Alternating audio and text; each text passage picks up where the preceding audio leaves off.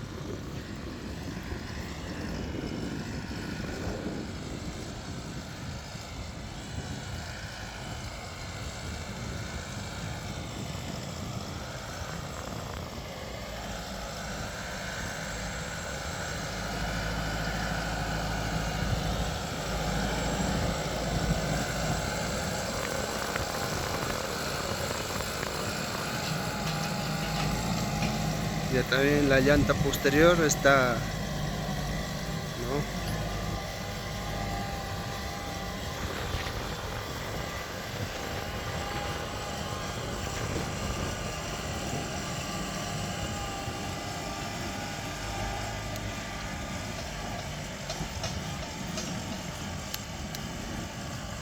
Yo creo que eso es por falta de agua, ¿no? Faltaría echarle agua y hacer las respectivas pruebas de acuerdo a eso para ver cómo se comporta el tractor con agua, ¿no? Estamos viendo ahorita las pruebas sin agua por el momento.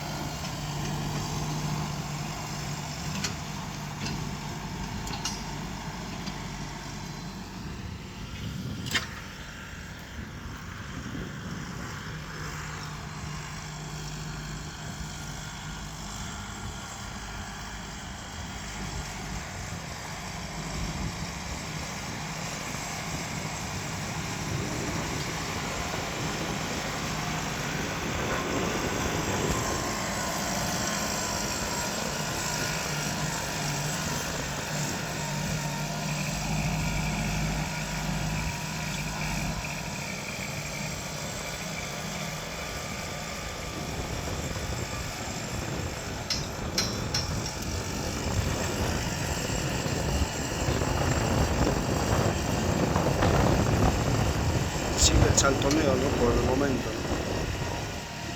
Las pruebas están haciéndose sin agua.